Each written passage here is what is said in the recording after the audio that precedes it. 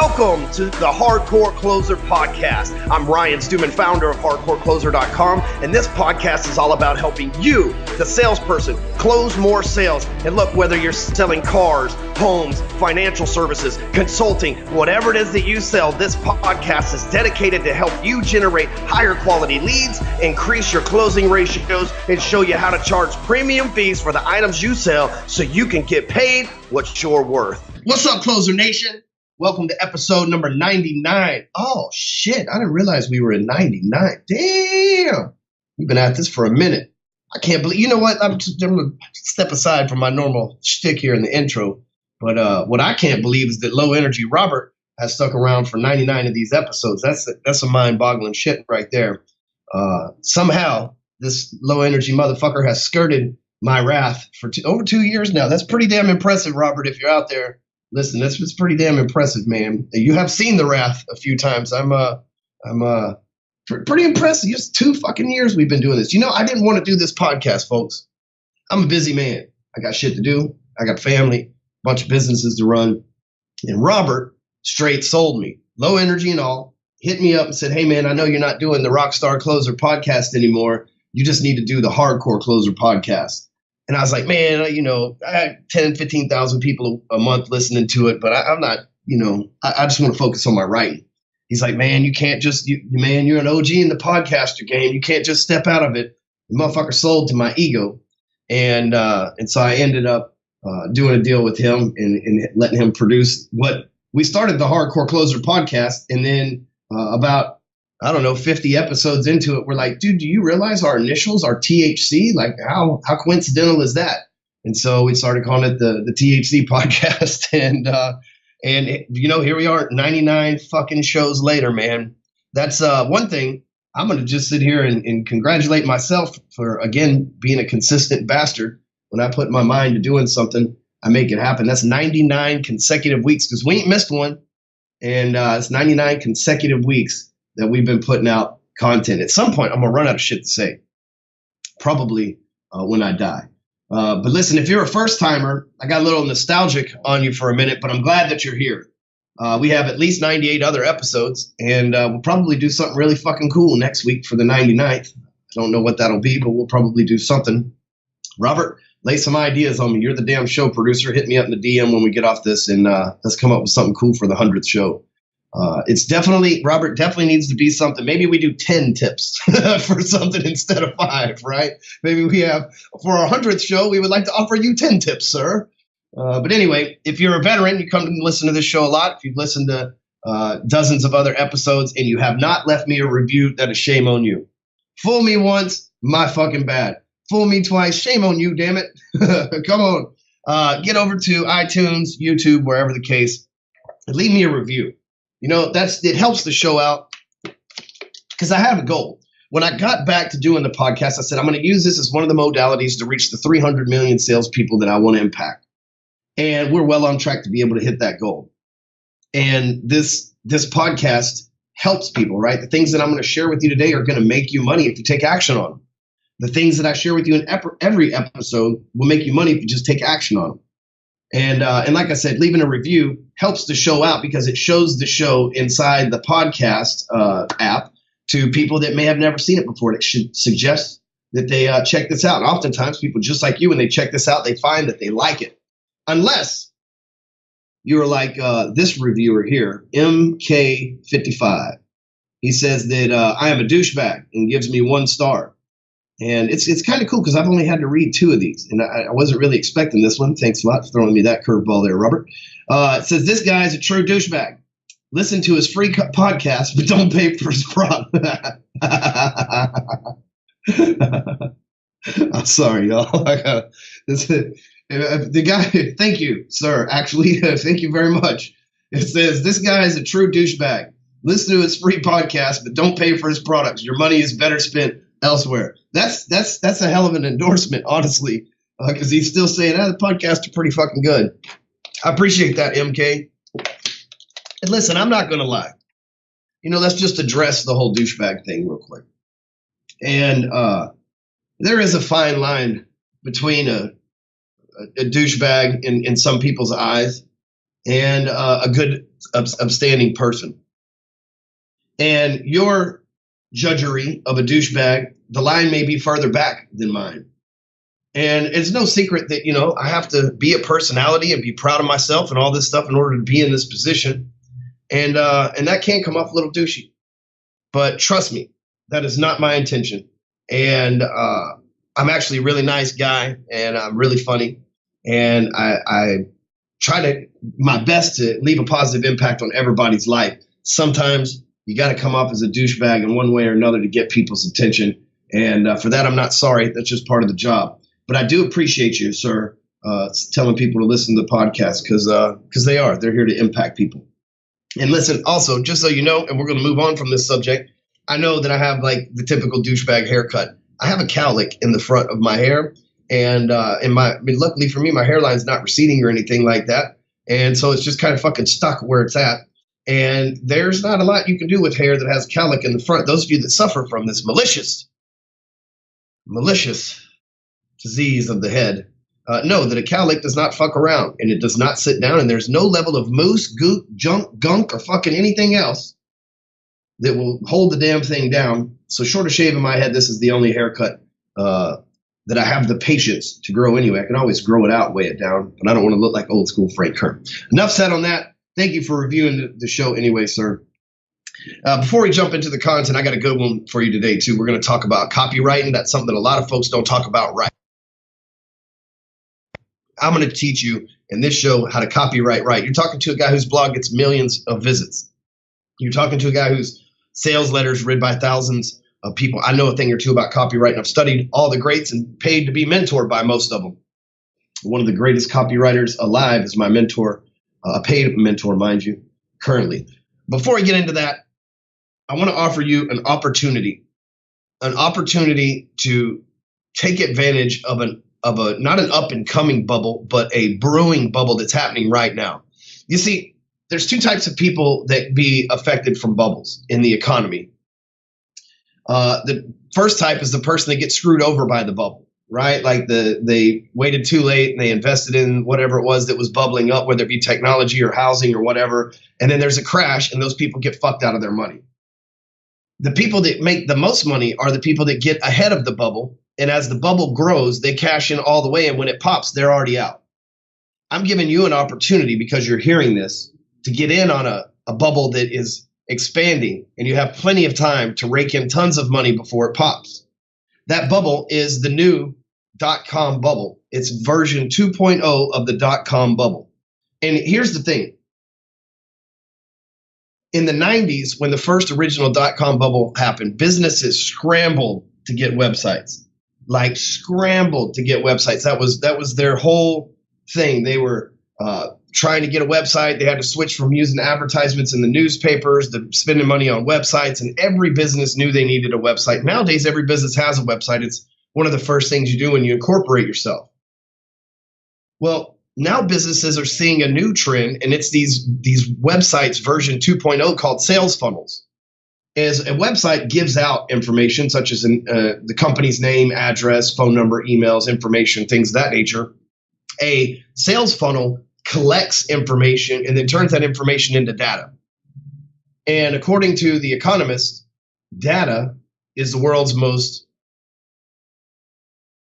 sorry. And I'm going to cut that right there and come back. And according to The Economist, data is the world's most valuable resource, outranking oil for the first time ever. And so businesses understand that if they're going to build themselves up and sell themselves, then they need to be collecting data, because oftentimes the investors that buy businesses are buying the data and can oftentimes shut the business down and keep the data and use it for themselves. And so the reason why I share all that with you is right now we're in a land grab for these sales funnels.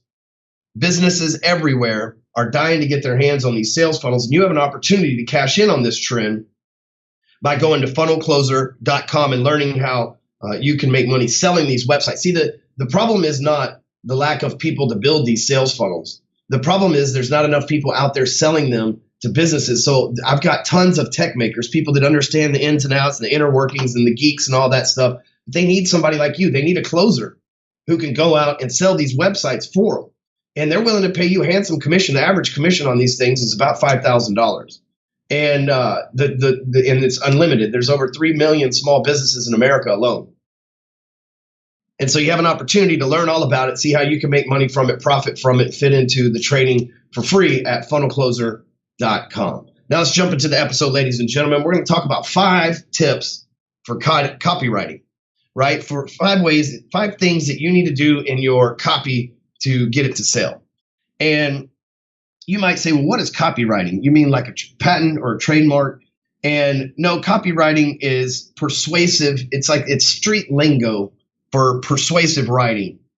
If you're a copywriter, you're someone who puts the words on the sheets that convert traffic into buyers, right? A copywriter might be someone who writes advertisements. It might be someone who writes a book. It might be someone who writes newsletters. Those are all forms of copywriting. Copy is basically the words that you put somewhere that people would read. And so as a copywriter, I've hired many. I would consider myself one of the top ones out there. And I've hired many of the top ones out there over the years to study for them, because that's how you get good, right, folks? I mean, you find somebody who's good at what you want to do, and then you go hire them and learn from them. And it's not about giving them money. Sometimes they don't even need your money. What it is about connecting with someone and investing in yourself. And the satisfaction you get from investing in yourself is like nothing else. The confidence increases. And you only need 2 things to close sales. It's confidence and empathy. And so when you invest in yourself, you boost your confidence, because you're reinforcing to yourself. You're saying, I believe in myself. And so I've invested with some of the best copywriters and some of the best copywriting minds on the planet. And I want to share with you how that it has affected me, and the resources and the 5 tips that will help you. Now, first of all, you might say, well, what the fuck do I care about writing copy? And as a salesperson, that's a very valid question, a very valid concern. So let's address it before we get into the actual training here. The reason you need copy is because people are talking less on the phone and they're texting more. You're writing words, right? That would be considered copy. People are talking on the phone less and writing emails more. People are making posts on Facebook. They're making posts on Twitter. This is the trend that's not going to stop. People are starting for the first time ever to read more than they talk face to face. And so when you see a trend like this, and this is not like maybe it's like the beginning of a trend. It's like bold, in your face, screaming at you, like scared straight type of a trend, right? Like you can't deny that you read tweets, you read the news, you read blogs, you read posts on social media, all these things that we're reading, right? These are all forms of copy. You read text, you read email, those are all forms of copy. So if you're a salesperson and you don't know how to write and you're good on the phone or you're good face to face, guess what? Most people want to fucking read. If you're good on the phone and you're good face to face and you can't get on the phone or face to face with anybody, the fuck you going to do then? Listen, today's modern salesperson isn't just good at one thing. They're not one-dimensional. They're not somebody who's just good on the phone. They're not somebody who's just good face to face or just good from the stage or just good through copy or just good on video. The modern salesperson with the black belt, master 50th degree marketing, badass closer motherfucker is a person that can sell across all platforms, on the stage, from the ground, face to face, on the phone, through email, through videos, through social media, through conversations in the direct messenger, through sales copy, through blog posts. Like the modern salesperson needs to have some expertise in every single one of those areas. If you're just one-dimensional, you're going to get left behind by the machines. And this is not an episode of The Terminator, but I'm telling you, the robots are coming for your fucking job. And you better, and some of you are sitting there going, I don't need to fucking learn how to write. And look, you're going to hate me for saying this, but 5 years from now, you're going to be like, I should have learned how to fucking write. You fucking douchebag on the Hardcore Closer podcast. I should have bought his shit instead of just listening to his free podcast. What I'm saying is copy is important. You're probably here because you read something that led you here. Think about that for a second, my friends. You're probably listening to this because you read something of mine somewhere that led you here. You could be listening to this on my blog. So I want you to consider how important copy is. Now, you can always hire out for somebody to write your stuff. You know, you can hire a social media manager. I've got a lot of clients that do that. You can always hire somebody who's a professional copywriter, someone to write your emails for you, all that stuff. That's absolutely good. But How are you going to know if they're doing a good job or not if you're not educated yourself? If you're not good at something yourself, how can you judge somebody else? Now, surely there's exceptions to every rule, but as a sales professional, I had to learn how to write copy, because if I'm going to be able to tell you that you need to sell in video, face-to-face, on the phone, all that stuff, then I had to be able to do that and master it all as well. And I've made millions of dollars straight from sales pages that I've wrote. So, writing copy has contributed to me becoming a millionaire. And I'm going to share with you 5 big tips that you're not going to read anywhere else. Let's start with number 1. Number 1 is just be yourself. Even businesses, okay? So like you own a business and you're writing copy on behalf of the business. Even then, you need to be yourself. And here's why. First of all, today's prospect, today's shopper, today's client is more savvy than ever before. They've got all the resources they could possibly stand at their fingertips. They're not stupid. They're you. So think about it. It's not stupid. It's me and you. We're today's modern consumers. How you shop is how people shop yourself. How you perceive things is how they perceive things about you. So it's important that you figure out who you are and then you be yourself when you write copy. A lot of people, they try to, they say, I sell cars. And there's a certain language that people expect car people to sell, to speak. And then they write these emails that have like this fucking Harvard, Stanford fucking grade level copy, and the people are like, I don't know, that sounds really sketchy, and they don't buy from you. But when you can write as yourself, see, this is what people buy into. We live in the age of reality TV. Now, people are living their lives through you on social media if you're doing it right. People are living their lives through you on YouTube, on videos that you're showing if you're doing it right. And you being yourself is what people want to see. They want to connect with this authentic person. Even if you're a brand, they want to connect with that authentic brand.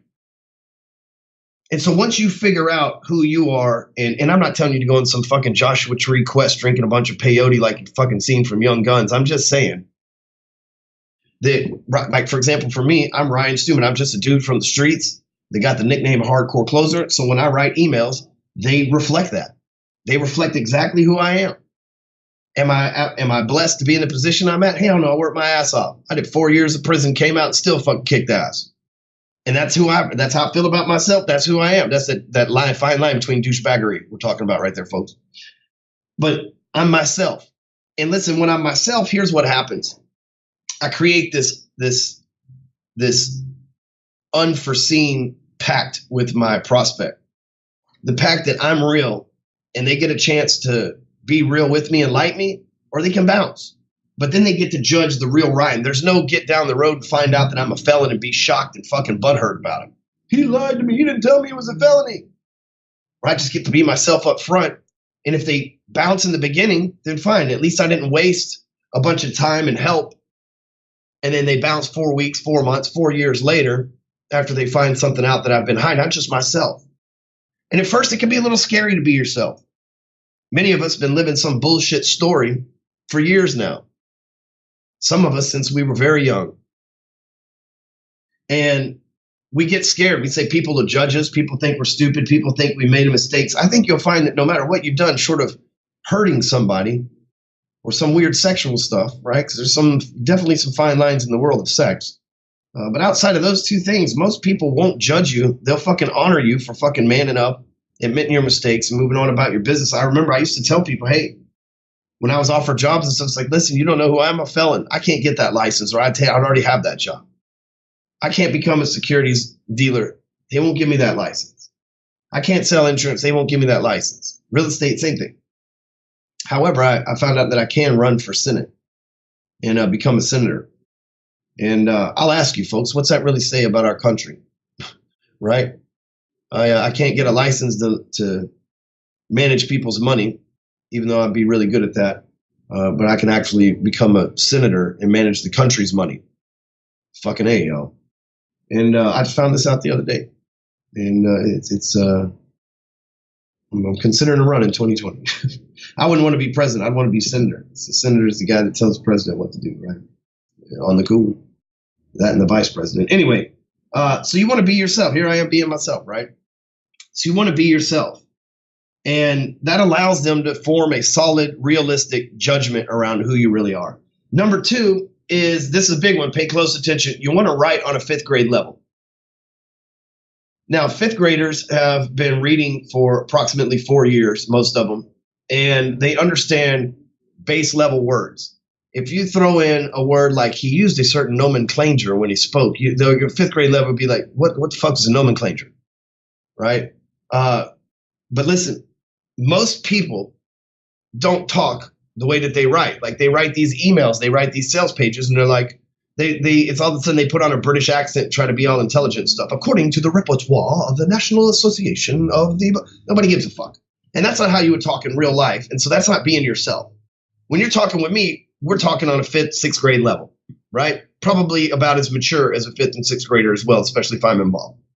But you think about it, on a 5th grade level, we know every adult can read on a 5th grade level. And I'm not saying to say things like fleek and lit and shit like that. When I say 5th grade level, I'm saying don't use big words. Okay, which brings me to number 3 here, because big words hurt. Big words hurt. If someone has, like, when you're telling a story,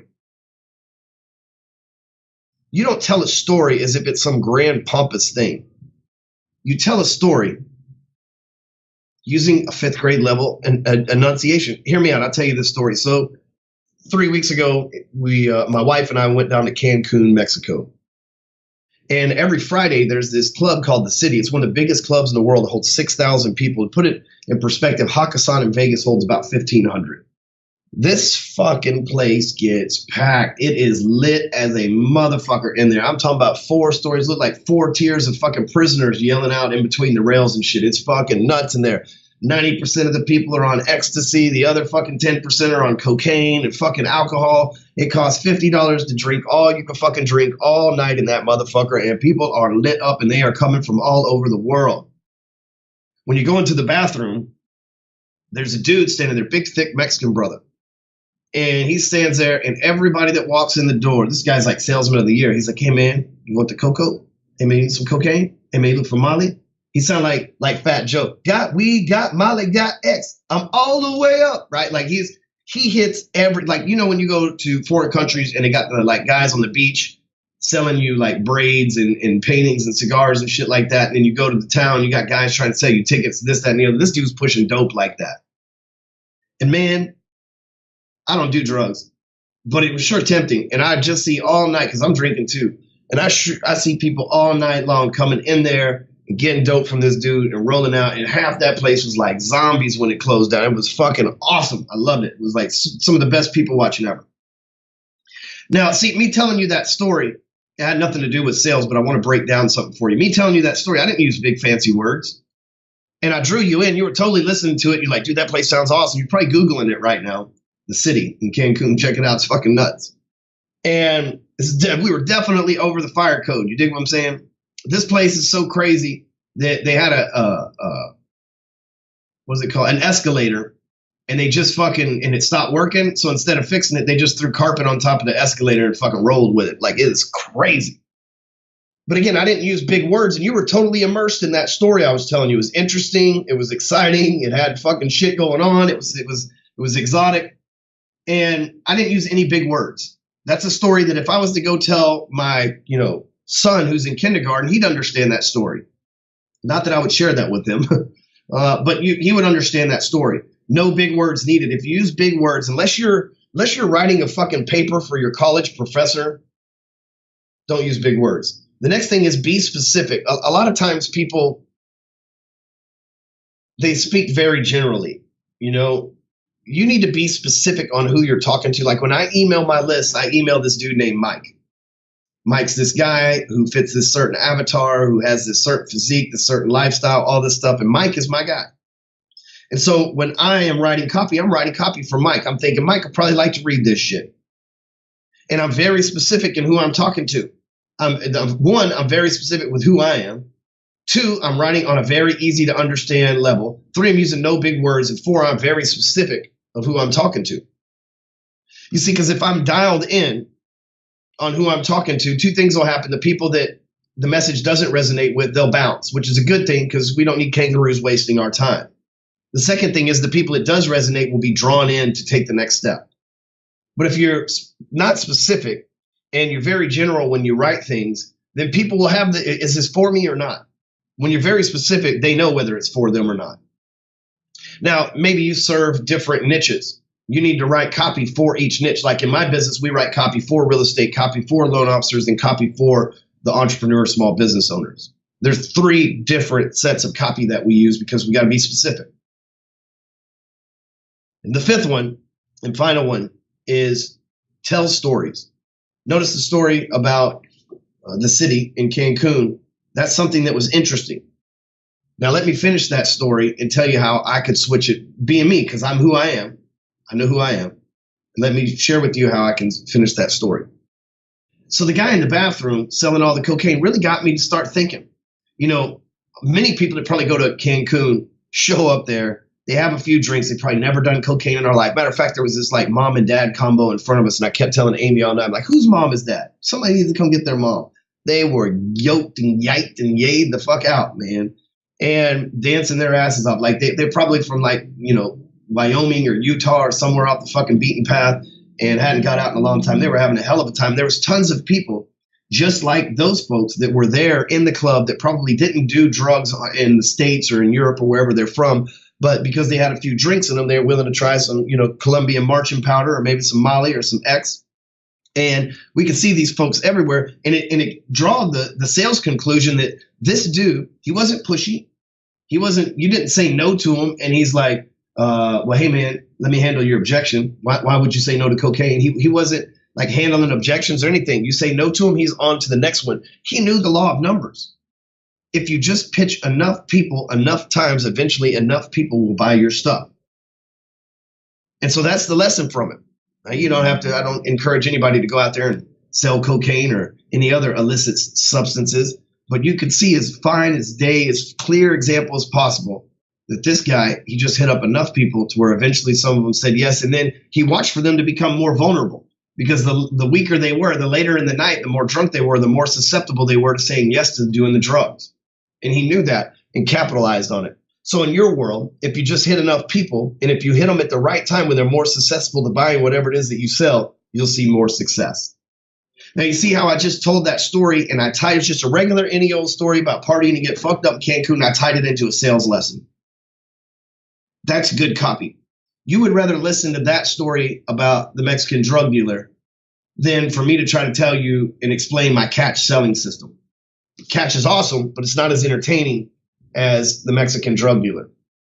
So writing copy that sells, you got to be yourself. Notice that story that I told you totally fits into me because I've been to jail for drugs and we talk about it, joke about it a lot. Totally fits into who I am. So I covered number 1 on that. Number 2, I used a 5th grade level. I could tell that story to my sons and they would understand it. Number 3, no words, no big words. Big words hurt. And number 4 is very specific on who I'm talking to, salespeople. Right? More importantly, salespeople that need to make more sales. And number 5, that entire story is what kept the interest of everything. And so telling stories is huge because people don't want to be educated. They want to be entertained. And if you can figure out a good way to weave the two of them together, you make a shitload of money. That's just the bottom line. Now, make sure you head over to elevatortothetop.com and grab your free copy of my best-selling book, elevatortothetop.com. It's everything you need to know about sales. Whether you're day one or a 30-year veteran, it is an entire plan, scripts, strategies, everything there's no other books out there like it. Get over to elevatortothetop.com and claim your free copy. Now we'll ship you a paperback one right there in the old mailboxer. You know what I'm saying? All right, so let's wrap this up. Next week, we're going to do something awesome for our 100th episode. I'm pretty fucking stoked about that. I don't know what we're going to do that's awesome, but I'm sure Low Energy Robert will figure it out. And do me a favor, make sure you go and leave me a review. Make sure you share this from hardcorecloser.com. And I'll catch you next week for number 100 as we enter the triple digits in this bitch. Later, closers.